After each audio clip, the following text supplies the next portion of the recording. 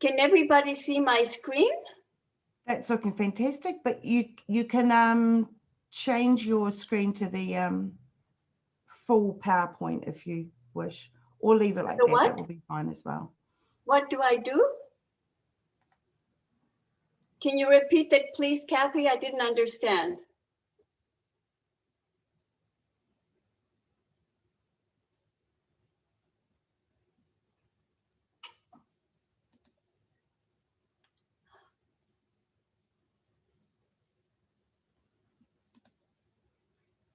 Okay. Well, I would like to begin, and I don't know if you can see my slides or not. I have it on, but I would appreciate it. Somebody lets me know if you can see it or not, with the hands up or something. Can you see it now?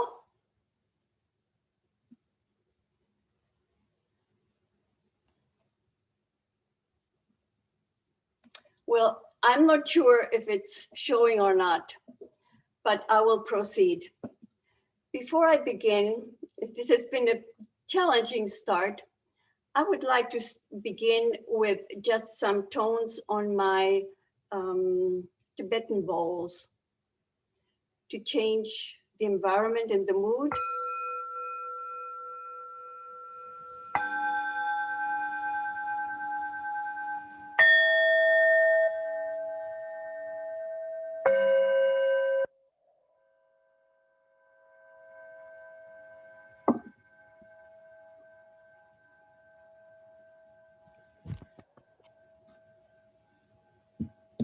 And so I hope that you could hear these beautiful tones on the Tibetan bowls. And I still am not sure if you can see my PowerPoint or not. Yes, we can see your PowerPoint, and I can now hear you. Thank you. Okay. Fantastic.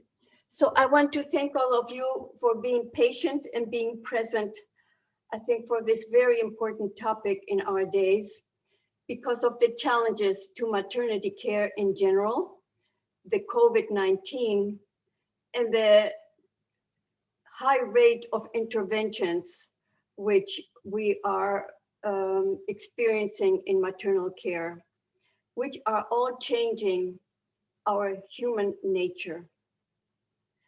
Now more than ever, it's important to focus our attention to the period of conception, pregnancy, and birth. We know through pre- and perinatal psychology that violence begins in the womb. How our conception takes place sets a basic blueprint of what follows: the implantation, pregnancy, and birth.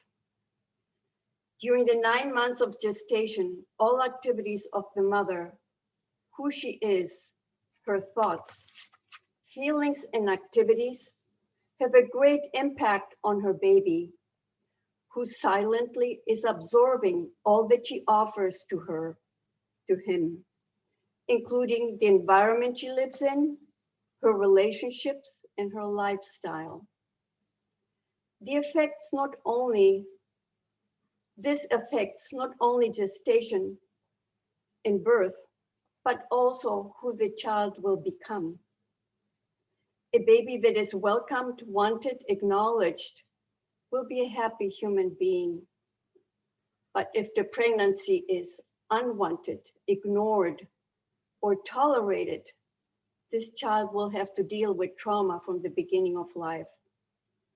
Therefore, it's so important to inform parents-to-be about the emotional and psychological impact of the developing baby in the womb, and how music can be of great assistance in this endeavor.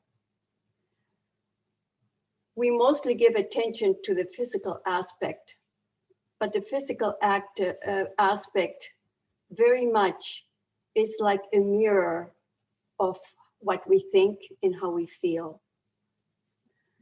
The baby in utero is a sentient human being who not only feels his world, but also responds to our actions, to our feelings, thoughts, and needs.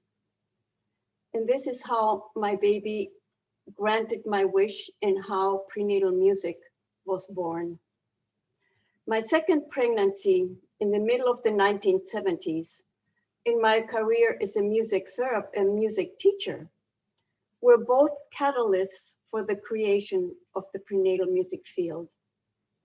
Through telepathic communication with my son, I requested him to delay his birth so I could attend a music conference of which I was an organizing member. He was born the following day after the conference. This was an extraordinary event and moment for me, which changed my life forever. Babies in the womb are extraordinarily responsive to our needs and wishes. If there were time, I would tell you several of these stories. They are sentient beings capable of transmitting their love and also their needs.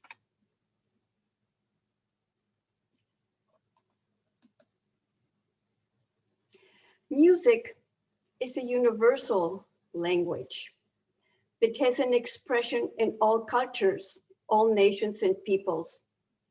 As human beings, we express ourselves daily through word and our singing. Our voice is one of the most expressive and creative vehicles. Music is an ancient art, and as science, it has been used to promote health and well-being throughout the ages. During the pregnancy in particular, the inherent qualities of music offer a unique opportunity to support and nurture the mother, father, and child. So what you see here is an image of light refracting through a small sample of water under the influence of a tone. So what is music? It is an art, as mentioned, of sound that takes place in time to express ideas, emotions, through the elements of rhythm, melody, harmony, and timbre. Sound is a vibration expressed in frequency that can elicit an emotion. Music makes us human, as it can convey our deepest soul yearnings, as well as our sorrow and despair. For this reason, it can bring healing to our physical body through relaxation, change our moods, and harmonize all aspects of our being, including our mental and spiritual selves. Music is a complex medium, and because of the limitations of time, I can only mention some of the important aspects.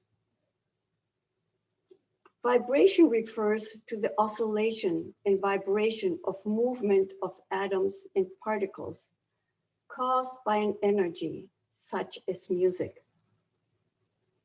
But frequency is how we measure the level of pitch or tone, either high or low tones, and is measured in hertz. Humans can detect sounds in a frequency range from about 20 to 20,000 hertz. Human infants can actually hear frequencies slightly higher than 20,000 hertz, but they lose it they lose their sensitivity as they mature. To honor the sensitivity, Frédéric Leboyer, the French obstetrician, suggested and practiced modulating the voices, attending a birth to be soft, calm, as well as dimming the lights as the baby was being introduced to his new environment. Sound is a powerful vibration which is an impact on our whole being because it can shape matter and reaches us at a molecular level. Hans Jenny was a Swiss doctor and scientist of the last century, whose work is known as cymatics, the science and structure of wave formation and vibration on matter. He demonstrates the vibratory nature of matter and the transformational nature of sound. We see what materializes when one takes different materials such as sand, spores, iron filings, water, or viscous substances, and places them on a vibrating metal plate in a membrane, then exposes them to a specific tone, and images like what we see here emerge. The figures that emerge through sound vibration will maintain their shape as long as the tone remains the same. If the volume changes, also the pattern will reconfigure. These figures look like they're frozen, but in reality they're pulsing at a consistent rhythm that's actually visible. So I would highly recommend that to go to Google so you can, if you just click on cymatics, you will find some YouTubes that will show this process. And Jenny believed that these harmonic figures, which we see in these examples, and I'm sure others, are in fact similar to the harmonic patterns of organic nature. And if we had time, I would show you how some of these figures really resemble flowers and even animals. What Jenny found in these images is that vibration, shape, and movement all together constitute an indivisible whole. In 1967, he created a tonoscope, which enabled us to see the effects of the voice. And I'm going to show you some other examples here.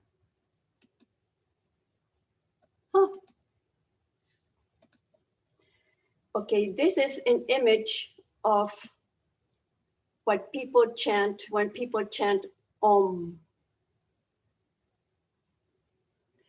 And if you look at this image and you imagine it's pulsating and living, so to speak, what images do you see? I can see like a sunflower, the petals of the sunflowers, or maybe even could resemble our crown chakra. Jenny photographed many of these structures, and they're found in 2 of his volumes of cymatics, volume 1 and volume 2.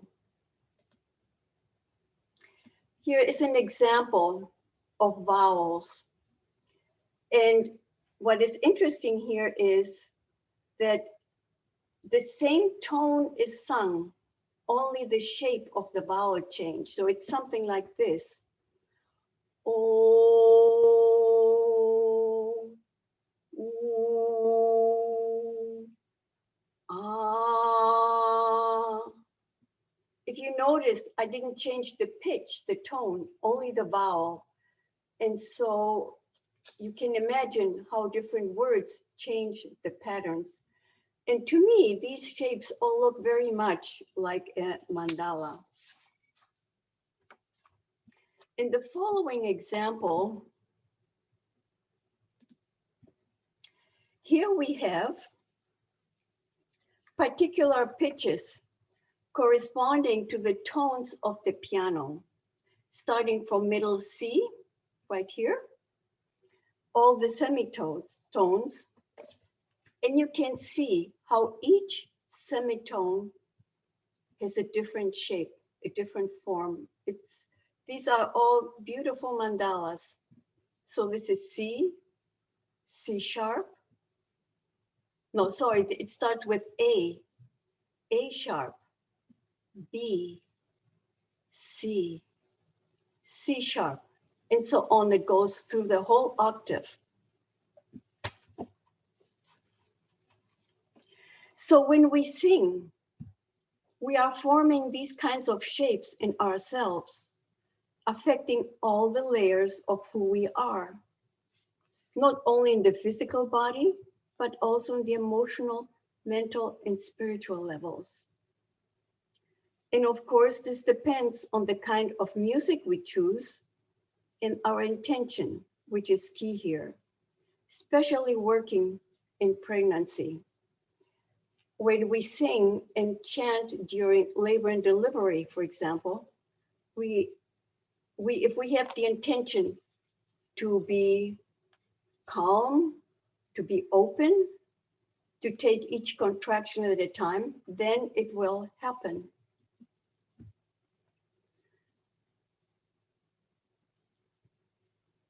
Not all music, of course, will reach our spiritual levels. We have some other examples here. Masaru Emoto is a scientist from Japan who developed a special technology in photographing crystals. He demonstrated how sound and word become visible. He mentioned that the language a mother uses creates a reality in the formation of her baby. And so here are some examples of him. This first slide was created under the word thank you. And next to it over here is the word you fool. Down here, we have a piece by Schubert, his Ave Maria. And next to it is a sample of heavy metal music. And rock music also resembles this kind of pattern. So looking at these images reminds me that language that we use at birth affects the mother and the fetus. And we can bring more consciousness if we are more positive and supportive. For example, instead of using the word contraction, we can use an image of the ocean wave, which also has a suggestion of relaxation. The work of these scientists lead us to understand that through sound, we vibrate with substance in our body.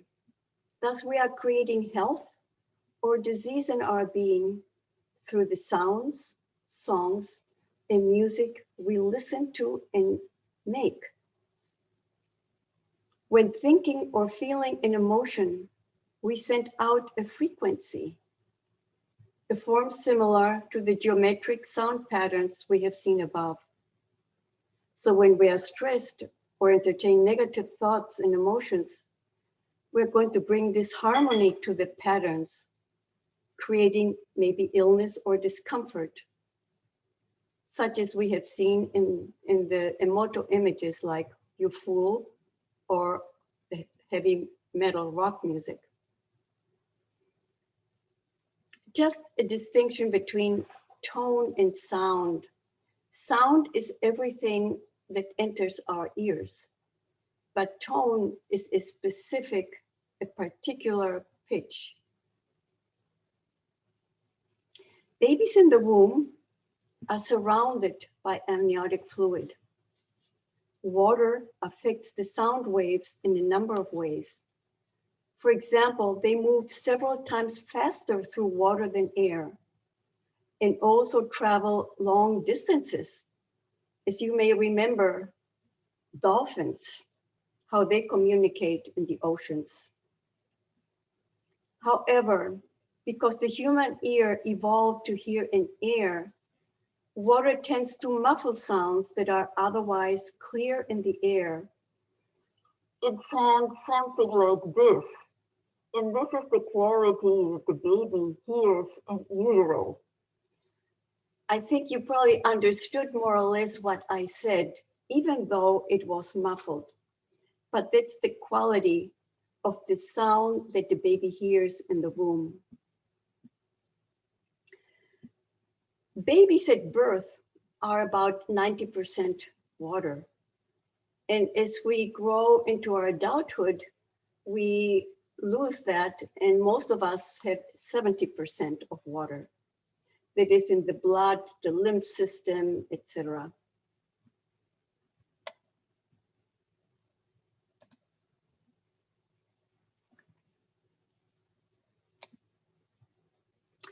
According to Dr. Alfred Tomatis, a leading authority in auditory neurophysiology, sound is produced not in the mouth nor in the body, but in the bones.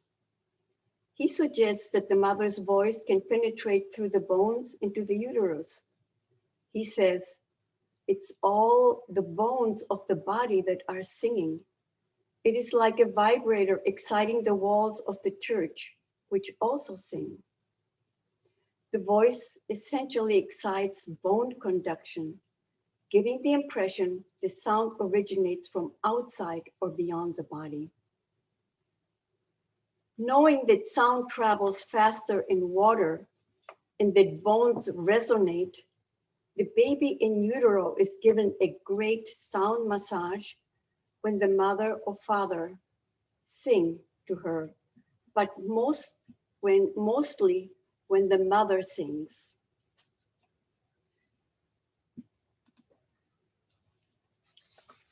This is our ear at 24 weeks of gestation. The ear begins to develop during the 3rd week in the womb. And according to Michel Audin, the French obstetrician researcher, our hearing is the only sense that we have that is almost completely developed before birth. And you may want to ponder, why is it that our sense of hearing is first developed and also to almost a full size before our birth? Hence, hearing for the baby is predominantly through bone and water conduction, both being excellent carriers of sound transmission. The inner ear or cochlea hears sound mostly through the bones surrounding the skull of the baby and the mother's bones.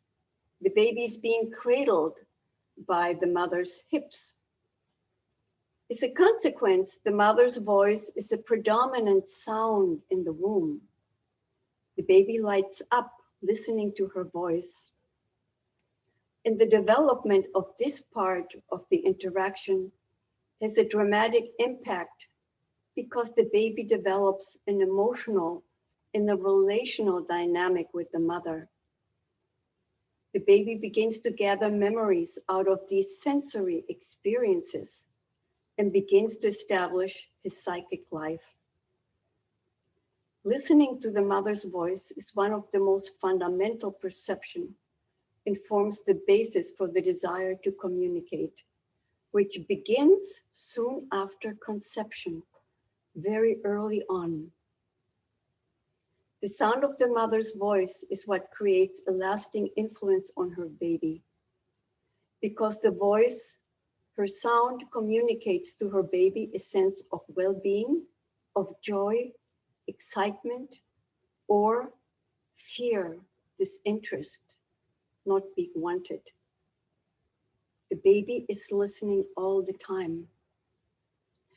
Even if the mother feels self-conscious about her singing voice and cannot carry a tune, she needs to know that babies carry no judgment. Her voice will always be regarded as a cherished gift. What matters most are her feelings and the thoughts that she conveys to the baby. Now, the breath is a very important aspect because singing starts with the breath. And breath is vital, not only to the body, but also to the mind. And when we are born, that is our first need to have our first breath. Notice the difference of how you breathe when you are at peace and how do you breathe when you're anxious or upset. Breathing will vary according to our emotional state and our thoughts. Breath is the underlying principle for singing because our sound needs to travel through air. Deep, slow breathing is absolutely necessary in order to sing and to vocalize. That means that breathing first with the lower body before reaching the chest area. Breath, sound, voice, language are all wondrously interwoven in the beginning of life. So right now, I'd like to suggest, since I have been talking a bit, to take a nice deep breath from the belly, deep down.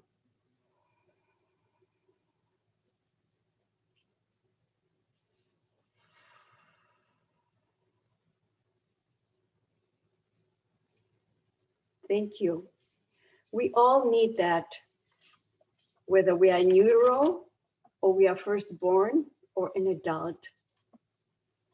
The practice of deep breathing has many benefits because it regulates the heart rate, aids in anxiety, reduces stress and blood pressure, promotes better blood flow, and gives us a good night's sleep. It also reduces fear and serves as a focal point when the mother in labor has to face a contraction. Another important benefit of deep breathing is the release of endorphins in our body, which is the hormone that brings joy and well-being, and also increasing oxygen.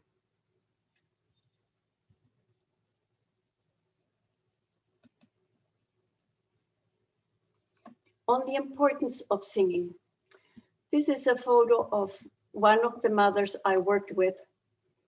And one of the instruments, the monochord that the companies are toning, and that's what she's doing. And I'm going to mention that. So as you can see, she's very concentrated and totally involved in this activity. The baby in the womb is highly stimulated through sound and song because of the cradling pelvic bones in the amniotic waters. Both of the elements amplify the sound because the speed of sound in water is more than 4 times the speed of sound in the air. And the voice of the mother appears very distinctly in contrast to all of the other sounds that the baby experiences in his environment in the womb. The voice of the mother when she sings has a richer frequency than when she speaks. For example, when I say hello, there is a resonance, but when I say hello, you see each tone already encompasses even more tones that accompany each particular tone.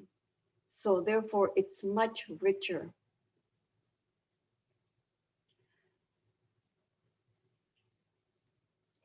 And when the mother sings particularly, the baby pays really distinct attention because the baby is nourished by it. So singing starts with a deep breath and also facilitates then when we sing, facilitates relaxation and stimulate the production of love hormones, that is oxytocin and endorphins, all of it which we need, especially when we're in the process of giving birth. This deep belly breath is also needed for the birth process because women can concentrate more on the exhalation, which helps them relax during labor. Something like this, and you may want to try it. If you could have it inhale, and you can exhale with a ha, like this, for example.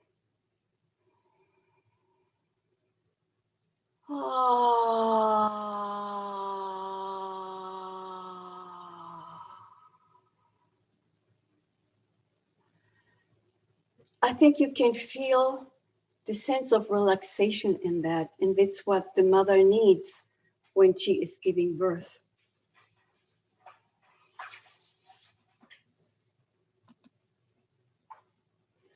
Here we have mother and father singing, talking, bonding with their baby. The voice will also provide a vehicle for the father to bond, motivating him to learn his own lullaby.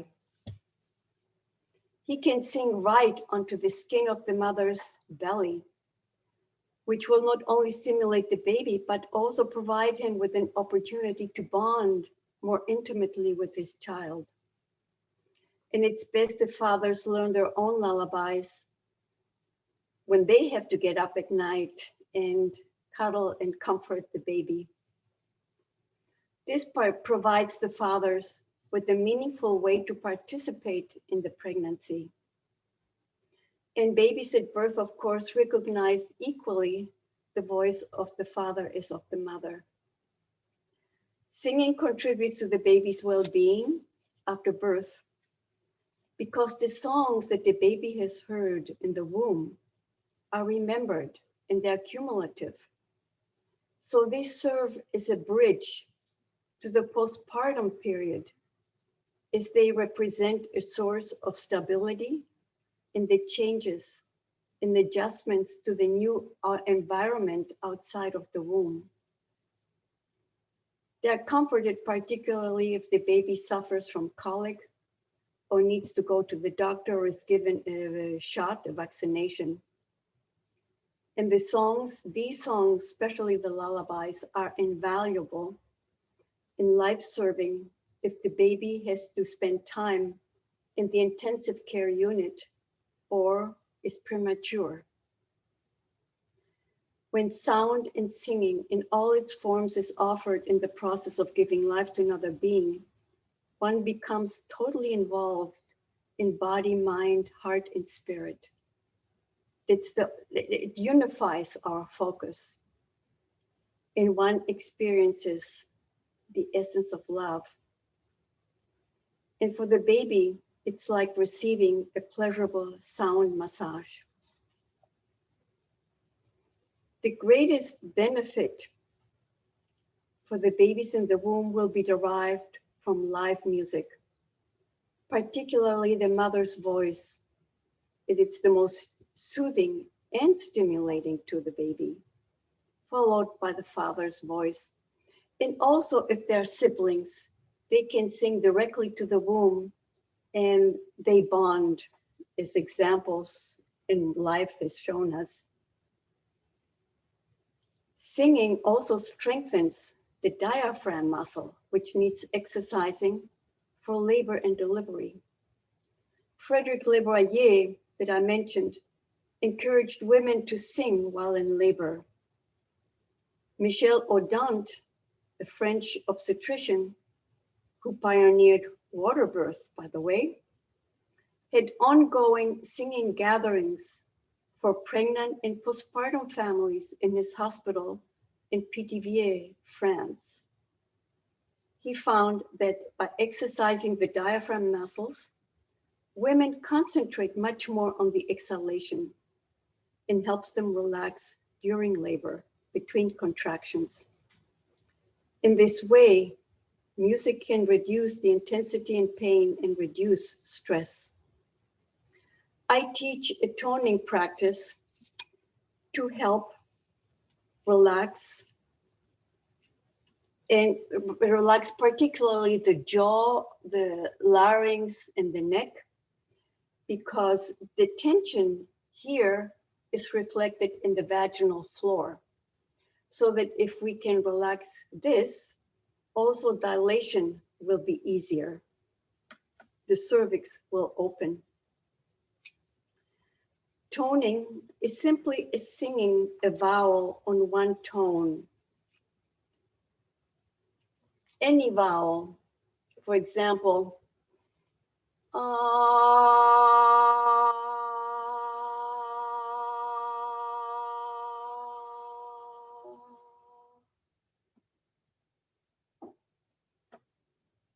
generally, the best vowels during labor and delivery are the vowels ah, o, and oo.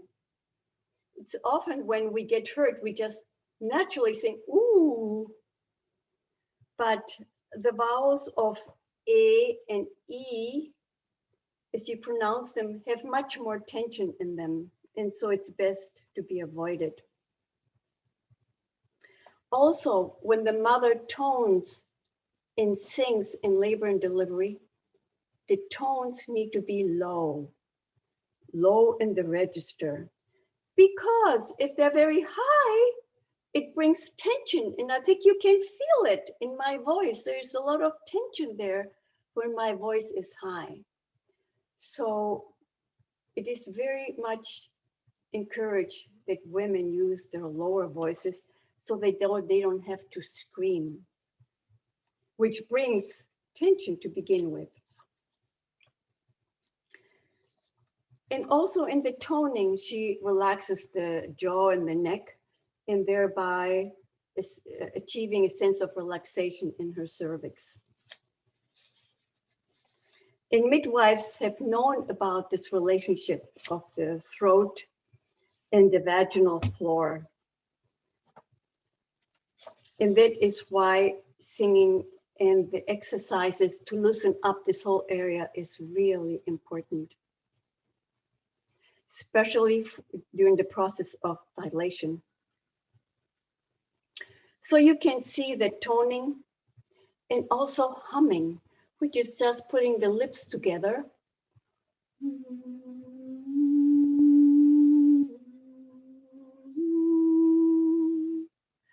Can also be very relaxing and also nourish the baby like a lullaby, making the baby go to sleep.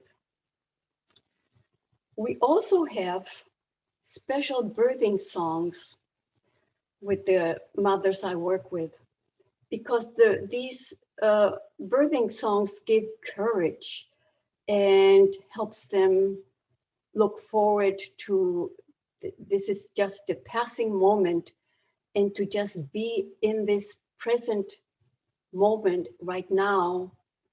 And the songs, these are special singing songs. There are some even Native American Indian songs that have been created for this purpose. Most of the songs that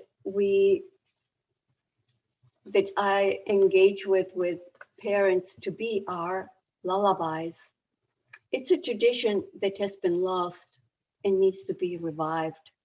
All cultures have lullabies in their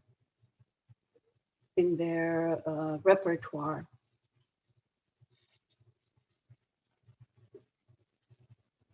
Then, of course, we have, other than lullabies, we have love songs, chants, mantras, and I even use affirmations that we can sing for labor and delivery.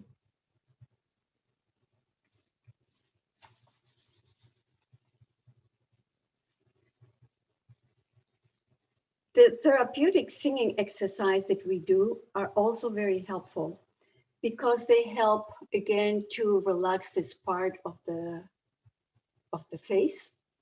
For example, there is one that you probably will all enjoy. Can you practice? Because as adults, we also have tension, and it's called the horsey lips. And it goes like, try it. You just put the lips together and it's a BR. So exercises like that is what is included in the therapeutic singing exercises. During the prenatal sessions, I also use, of course, visualizations with recorded music, mostly classical. And I worked with a mother who was a pop singer, and she stopped singing with her guitar in pubs because of what she learned from me. And during the time of pregnancy, I introduced her to some music of Bach and other composers. And she had a home birth, and I was her doula. She was having a lot of back pain because the baby was posterior. And as you know, a baby in a posterior position is very painful when you're giving birth. It's excruciating.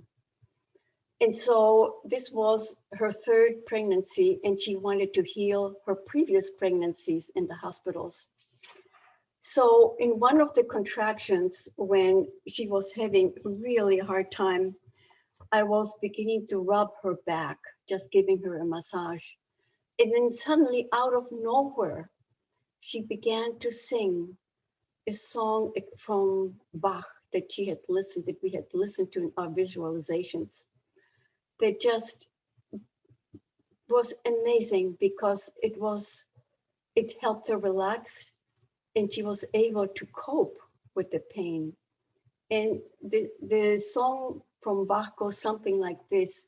It's Jesu, joy of man's desiring. And it goes like,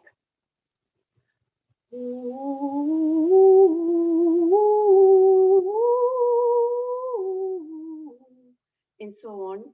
And so with every contraction, she started to sing part of that over and over again.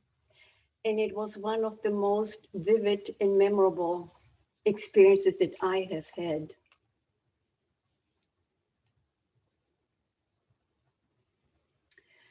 So music in all the forms that I've mentioned, whether it is toning, humming, chanting, singing, provide coping mechanisms.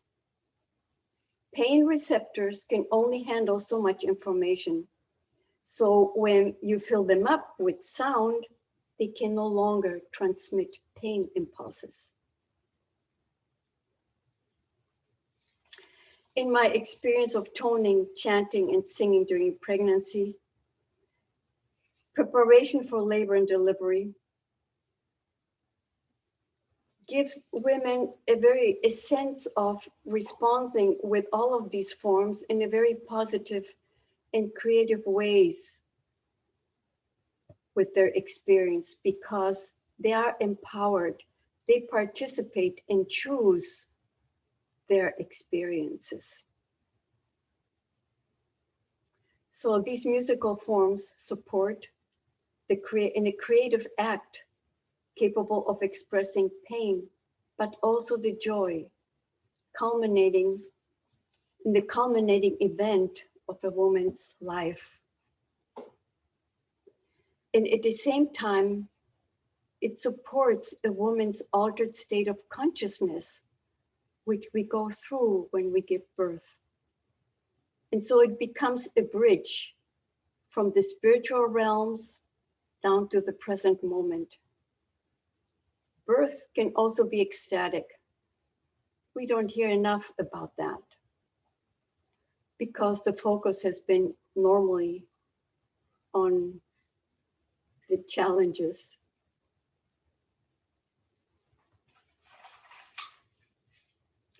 And normally it has been mostly focused on the physical well-being, forgetting that we're also spiritual beings capable of being conscious of the divine in the experience and miracle of birth. Music helps us to create an environment where we can live fully this experience. And To conclude, I want to mention the type of music that is best during pregnancy and birth. It is a great influence. If we expose babies to inappropriate music, for example, that is loud, percussive, monotonous, it can affect the baby's psyche, temperament, and physiology adversely. But live music that is sung by the mother and father is the most valuable gift and the best choice because of bone conduction for the baby in the womb. As mentioned, lullabies, love songs, chants, mantras are most appropriate. Intense musical styles affect our heartbeat negatively, especially if the emphasis is on fast, loud, and syncopated rhythms, such as we find in jazz, rock, and even opera. Our heartbeat cannot maintain its perfect natural rhythm under this assault. It raises our blood pressure and affects hypertension. Hence, it's best to avoid these styles and forms of music during the period of gestations. So lullabies, love songs, chants, mantras, soft, calming songs are most suitable for this purpose. I just quickly want to mention that belly buds, the appliance applied on the mother's belly, can be quite damaging, and I would not recommend it. If there is time, I might be able to tell the story of what happens. If you go to my website, which is www.prenatalmusic.com, in the heading of frequently asked questions, you will find specific pieces of music that I use and recommend. So to conclude, I want to remark simply that we women have a great opportunity to gestate the future of humanity by creating a climate of peace, harmony, abundance, and love, especially when we are pregnant. Let us support and promote singing as a way of life for the well-being of a true and noble humanity. Thank you for your attention. Oh, thank you, Giselle. Oh, I'm so sorry. You're probably getting echoes. Okay, now I've got it. Yeah, thank you so much for that. It was absolutely fascinating. I just found myself just completely riveted and listening to everything, and making so many notes. Just wonderful. If anybody has any questions, please do type them into the Q&A at the bottom of your screen. And there was so much to take in. Just a reminder that for those who are watching this live right now, there are, of course, going to be an email to you to the next day, which will give you a the link for the video of this. Now, I'm still having some sound issues at my end, so I just apologize to everybody for that.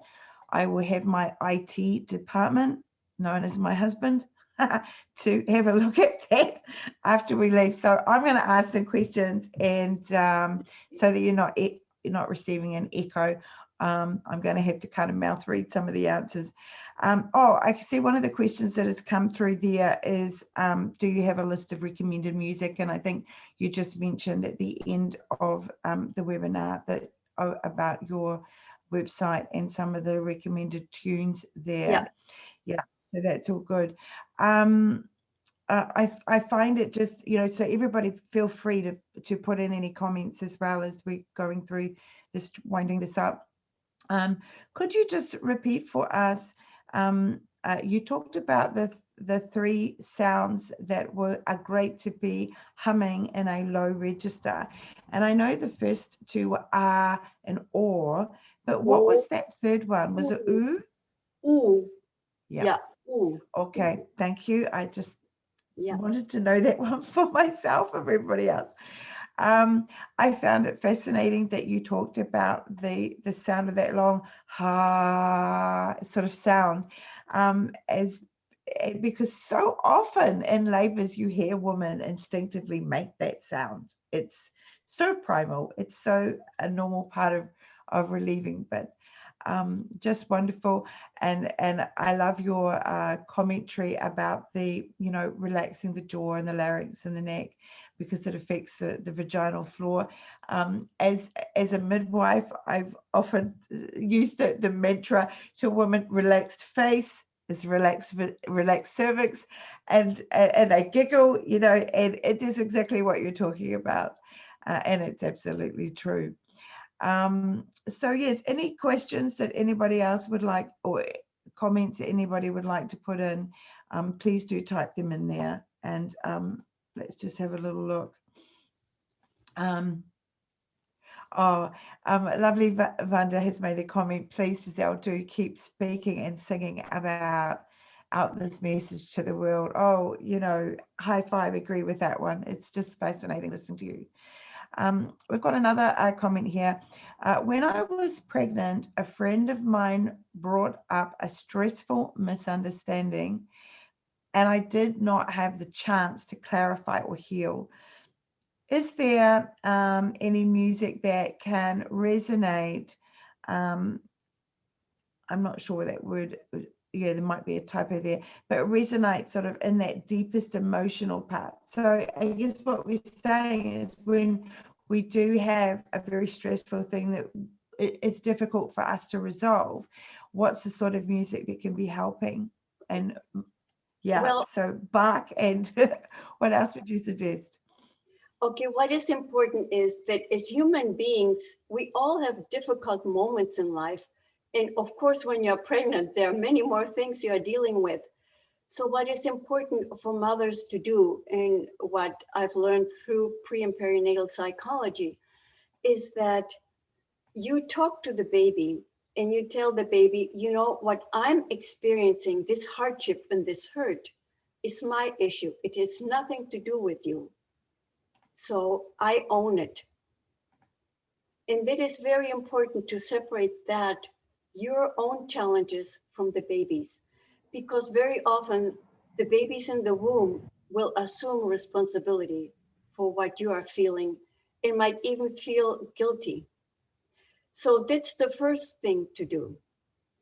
Then, if one still has a stressful experience, an emotional stress, what I would first suggest is to do some breathing, really deep belly breathing. And with the exhalation, I would really think, and if you can vocalize, I'm going to let go of this pain, of this hurt, and consciously release it down to the earth to be transformed. And then after you have done that a couple of times, hopefully there will be some opening in your heart space. And it needs to be repeated as much as possible. And then you can actually use a song that you love, that has meaning, or a recording that you like. And I think that is very individual, because we each have our own affinities for music. But I also recommend that it's important that as adults, we each have a repertoire of songs that we can use for different circumstances. And it has happened to me that, for example, I have had a very difficult challenge in the past. And what that has taught me is that came to me a song, and this song sang to me in my heart and was able to carry me through the difficulty. And so what happens if you have a repertoire of songs and you are experiencing this challenge, a song will come. You just open yourself up and ask, what song can help me? Something will come up, if not a song, a phrase, or a meditation, something, and use it. And I have used it sometimes when I get frustrated driving and the light doesn't change, or there's an accident and I cannot pass for hours. I start singing. It's my saving grace, or else I would go crazy. I hope that helps. And if not, email me and I'd be glad to assist you. And I think my email has been, I will put it, it's prenatalmusic@yahoo.com. So please feel free to That's ask any fabulous. questions. We have another last question that we'll take, and from Molly, and she's saying, of course, like all of us, this is fascinating. But do you ever have classes or trainings for doulas, midwives, birth practitioners? Yes, well, I had a training in Los Angeles when I lived there, and I'm about to start a training here in Austin, Texas for doulas. Yes, absolutely. I recommend the doulas and midwives and all those who care for postpartum doulas too. Learn thank you. all of these things. Yeah. Thank you, everybody, for being here today. Thank you for the patience, for the technical difficulties. And yeah, look, I just want to thank Giselle again for taking the time to be with us today. And obviously, you know, well done, all you guys, for being, ladies and gentlemen, for being here today, because, you know, if we don't have an audience, then not a lot of point of putting these on, and because there's obviously a lot of coordination goes into them, and it's just great to get your feedback. You know, it's inspiring for us here at IMCO as well. And so fabulous, everybody, and I wish you all a wonderful day, wonderful rest of your week, and look forward to hopefully seeing you all again next week. Kathy, Bye, everybody. Kathy, Thank you very, very so much. Thank you, Kathy. Giselle.